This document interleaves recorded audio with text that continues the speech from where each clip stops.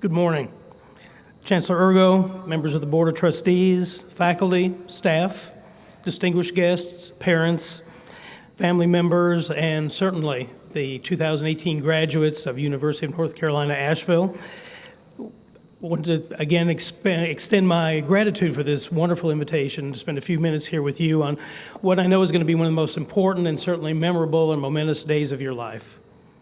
So, and certainly, along with the other honorary degree recipients, we're honored to be admitted to this fellowship of this wonderful and distinguished university and receive this illustrious degree in just a matter of a few minutes that took you all 4 years or so to get.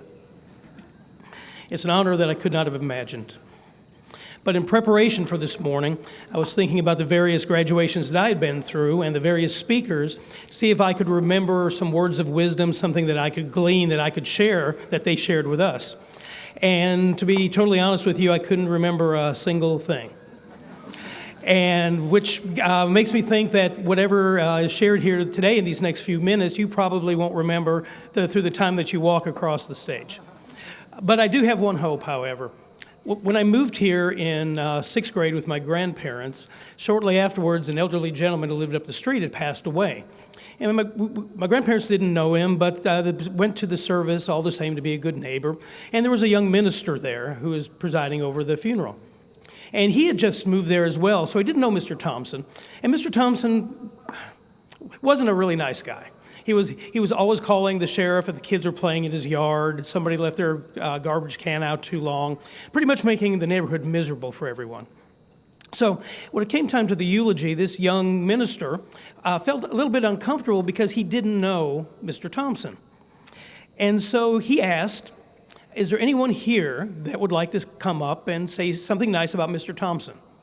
And nobody moved. So he said, well, it might be a little embarrassing. You might be uncomfortable coming up, to the pulpit. So why don't you stand where you are? Just a nice story, a kind remembrance. Anyone would like to say something about Mr. Thompson? Total silence. So almost panicking, he said, surely there has to be someone here that can say something nice about Mr. Thompson. And finally, another elderly gentleman in the very back of the church stood up and grabbed the pew in front of him and kind of steadied himself. And the minister said, thank you, sir. So what nice thing do you have to say about Mr. Thompson? And he said, his brother was worse. So what I'm hoping is, if you leave here today, and I don't remember a thing that guy said, but I'm sure I've heard worse. I'm going to tell you just two quick stories, and then they won't take long. One is mine, and one is about a wonderful woman that was a friend of mine a number of years ago. When I graduated from T.C. Robertson High School, I had no clue what I wanted to do. So being ill-prepared for college, I took a job with Pizza Hut. And that's not the corporation Pizza Hut, that was a Pizza Hut. The one down in Biltmore, if you all know where Moe's is in Biltmore, that used to be the Pizza Hut. And I worked there for 18 months as a cook and a waiter. And I never once, in those 18 months, received Employee of the Month. I mean, really, how bad do you have to be working at Pizza Hut with 5 people? And they weren't the same 5 people every week because someone was always either quitting or getting fired or just not showing up. So the last month I was there, it was between me and one other guy. And so Mike was our manager, and he pulled that tape off of the plaque, and it was this other guy's name. And I said, Mike, Jim doesn't even work here anymore. I said, you fired him 2 weeks ago for stealing. And he beats me out for Employee of the Month. Now, it wasn't like going after the Nobel Prize or anything. And he said, well, it was close. And then he put his hand on my shoulder, and he said, Bill, you're just not Pizza Hut material. So please keep in mind, whatever you hear today is coming from a guy that just wasn't Pizza Hut material. But I spend my days now working with an amazing group of clients, staff, volunteers, board members, in reaching out to the community to those in need. And it was an organization that I was fortunate enough to be there at the beginning of with the late Joe Eblin. And Joe actually passed away just 5 years ago yesterday. And we started with $400 we received from a yard sale. And now we help tens of thousands of families every single year, as Dr. Urgo said, with housing and with heating and clothes and teacher housing, tremendous food programs we have with our close friends and co-founders, Joe and Janice Brumman with Arby's Joyful Holidays at Home, which has given more than 2 million meals in 3-year time period here in our community. But in the beginning, I had no idea what path my life was going to take. I had no idea what journey that I was going to be on, or where I would end up would have such an impact on so many lives, but especially my own. And I think there's a good chance today that a lot of you here might be wondering the same thing. You're not sure where your journey will eventually take you, or that thread of the narrative of your life is going to bring you. But no matter where it is, you have a tremendous start from a tremendous place here at the University of North Carolina, Asheville.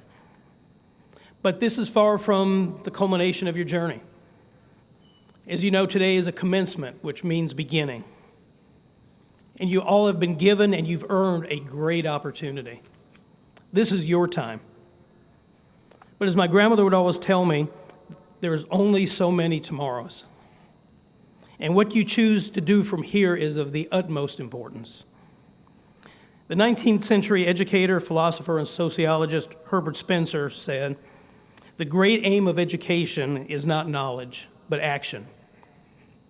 On October 26, 1963, less than 4 weeks before he'd be assassinated in Dallas, President John F. Kennedy was speaking at Amherst College at the dedication of the Robert Frost Memorial Library. And he reminded everyone there in attendance that with privilege comes great responsibility. And whatever you do, and wherever you go from here, please keep in mind that we're not here for ourselves. The 2 greatest days of your life are the day you are born and the day you find out why.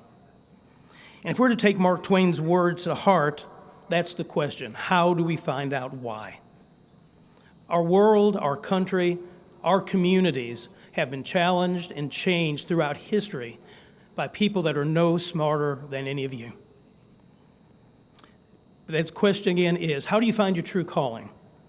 Dr. Martin Luther King, Indira Gandhi, Mother Teresa, Steve Jobs, Jeff Bezos, none of them set out to change the world. They just set out and the world changed. We all know people who live lives of dedicated, selfless service. But how do you find that in yourselves? I think it starts by asking one simple question. What do I have that I can give to the world? What talents, what interests, what skills do I have that can make the world or my community better? And I'm asked this question quite a bit, but how do you know when you find that? And I think that, believe it or not, is relatively simple too. I think you find your calling when your heart's desire meets a great need in the world. That's when you know you're in the right place, no matter how long it may take. I was fortunate a number of years ago to correspond with Mother Teresa. And I'll leave you with just this one story. And many of you know Mother Teresa was the saint of the gutters, served the poorest of the poor around the world. And she had related this story to me. In 1979, she won the Nobel Peace Prize. And a year later, she received a letter from a young lady who just graduated from Boston College. And she said, I'd read about you, I've heard about you now, long before the days of the internet, but I am so moved by your work that I'm going to come to Calcutta. I'm going to give up everything. I'm going to come to Calcutta and work with you in serving the poorest of the poor. And Mother wrote her back and simply said, no.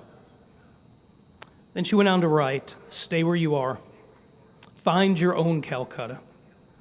Find your calling right there, where you are, in your homes, in your families, in your workplaces, in your schools.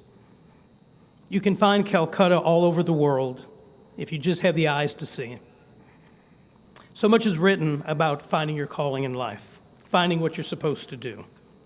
You will find it. I know what's said here today isn't going to stop the world from turning. It's not going to change the world. But it might change a heart a bit or cause you to take just 1 second to ask yourself that question. What do I have that I can give to the world. You will know it. You'll know your calling when your deepest heart's desire meets a great need.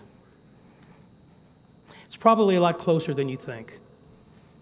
And please remember, there is nothing stronger in this world than kindness. So when you leave here, go show the world that you're strong. What will you do? What do you have that you can give the world as you leave here and uphold the reputation of this great university? Your Calcutta awaits. Thank you again for the great honor. Congratulations to all of you once again. You've made us all very proud, and you're just beginning. Thank you.